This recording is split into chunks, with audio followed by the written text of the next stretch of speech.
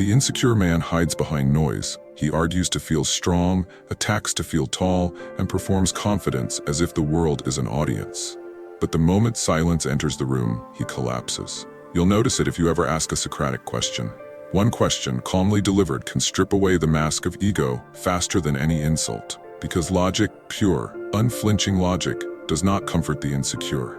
It exposes them. Socrates once said, "The unexamined life is not worth living." But to the insecure mind, examination feels like death.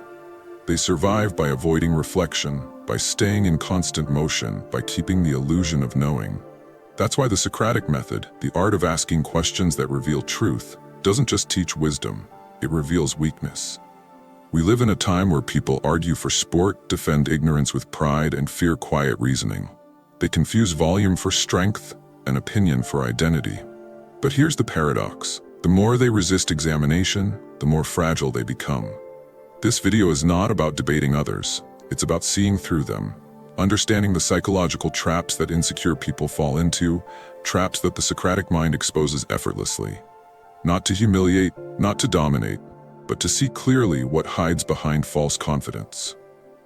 These are 5 Socratic mind games, subtle mental patterns that reveal the truth about people who are ruled by insecurity. You won't need to raise your voice or prove anything. You'll just ask and watch as the mask begins to crack. Number 1, the trap of overcertainty. The first sign of insecurity is absolute certainty. The insecure man speaks in absolutes because he cannot survive ambiguity. He needs the illusion of total knowing. I'm right, you're wrong. But a Socratic mind knows certainty is the refuge of the shallow. So you ask quietly, "Are you sure?" And his calm dissolves. Because that question forces him to face doubt. And doubt is something he's never trained to handle. In Stoic philosophy, doubt is strength. It's the space between reaction and reason, the pause that allows truth to form. But to the insecure, doubt feels like defeat. Socrates didn't claim knowledge, he claimed ignorance. That was his weapon.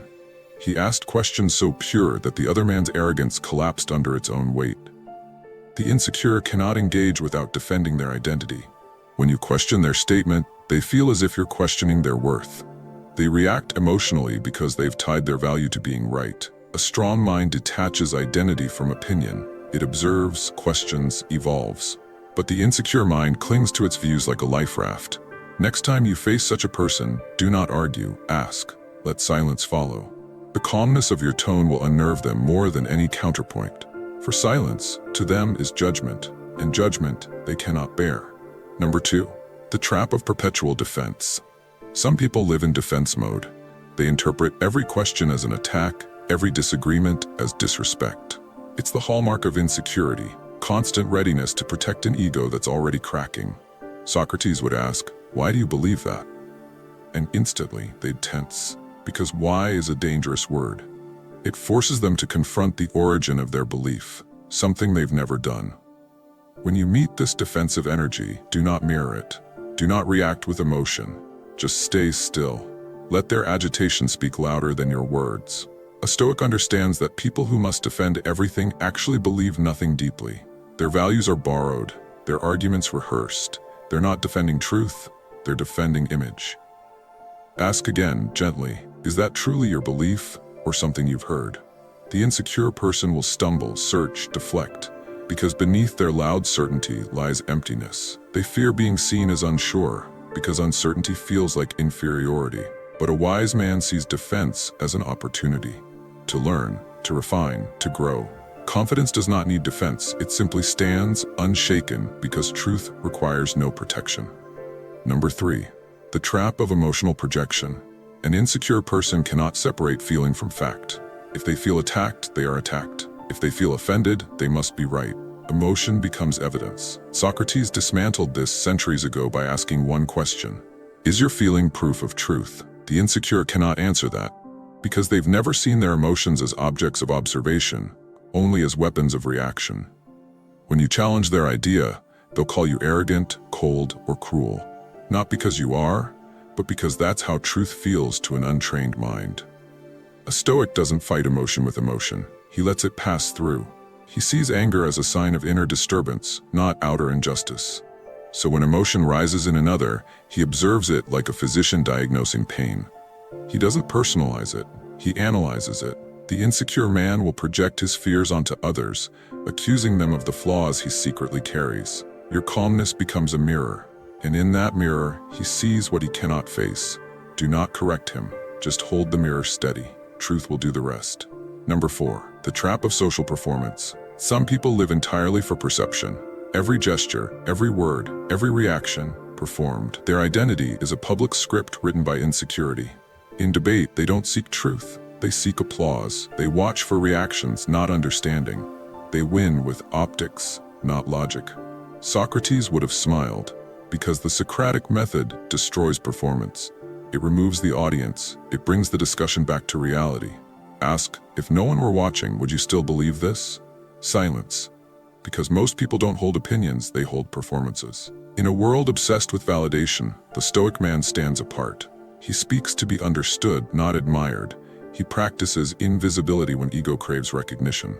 He withdraws from the need to be seen, and that's what gives him power. Confidence isn't loud, it's sovereign. And when you stop performing, insecure people panic, because they cannot control what isn't seeking approval. That is how the Socratic mind reveals the false self, by refusing to play the game. Number 5, the trap of dominance. When logic fails, the insecure turn to dominance. They raise their voice, they interrupt, they intimidate, because they mistake fear for respect. Socrates faced this many times. Men of influence tried to overpower him with status, not substance. He simply replied with questions, so calm they sounded dangerous. Does shouting make your argument true? A question like that strips the illusion instantly. The louder they grow, the smaller they look. A truly confident person doesn't dominate, they direct. He doesn't overpower others, he overpowers his impulses. That is the essence of Stoic control. The insecure man cannot sit in silence because silence exposes his weakness. He fills it with volume, hoping no one will notice. But those who have mastered themselves recognize the tactic instantly. When faced with aggression, slow your tone. When interrupted, pause. When insulted, smile. Nothing disarms chaos like composure, because power is not in the noise, it's in restraint. Here are 4 Stoic tactics that align with the Socratic method. 1. Strategic silence. When emotion rises, reduce words. The insecure feed on reaction. Deny them that energy.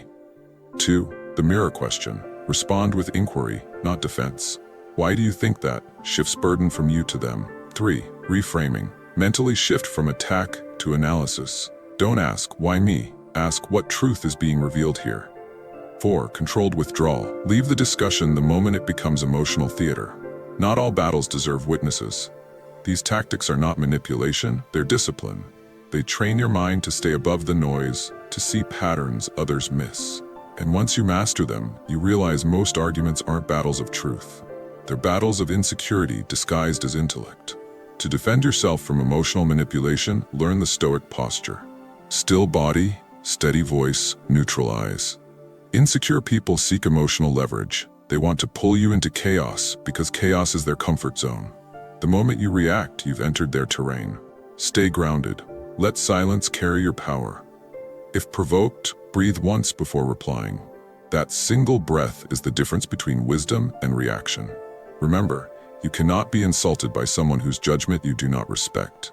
And no mind can manipulate a man who no longer needs validation. When attacked, choose neither submission nor retaliation. Choose observation. Because every insult reveals more about the speaker than the target. That is the higher path. Not to dominate, but to remain untouched. These Socratic principles are not ancient relics. They are survival tools for the modern mind. In workplaces where loud confidence replaces competence, use questions, not counterclaims. In relationships where emotional games are currency, use silence, not surrender. On social media where outrage masquerades as intelligence, ask yourself, who benefits from my reaction? Confidence today is not about shouting louder. It's about maintaining internal equilibrium while the world loses its center. The man who asks calm questions in chaos becomes the anchor. He doesn't need approval because he knows who he is when the noise stops. In a culture that worships insecurity disguised as confidence, the Socratic mind becomes rebellion. A rebellion of clarity, composure, and depth. Socrates exposed ignorance, not to humiliate, but to heal. He believed that every unexamined thought is a form of illness, and questioning is the cure. The insecure fear this medicine because it dissolves their illusion of control. But here's the truth. Every time you face an insecure person, you're also facing a mirror of your own unhealed parts. If you react, you still carry the same insecurity. If you observe, you've transcended it. The Socratic method isn't a weapon, it's a mirror for self-mastery. It teaches that wisdom begins where ego ends. So when you encounter arrogance, ask yourself, what in me still needs their approval? When you meet defensiveness, ask, what am I protecting? The goal is not to expose others, it's to expose illusions, theirs and yours. True confidence is not built on proving others wrong, it's built on needing nothing from them. That is the final Socratic truth. Power is not in dominance or display, but in understanding and remaining unmoved. This week, test yourself. Not by winning arguments, but by asking better questions. When someone tries to provoke you, stay calm. When emotion rises, analyze it. When ego whispers, prove them wrong, reply, I have nothing to prove. That's how the Socratic mind turns ordinary conflict into mastery.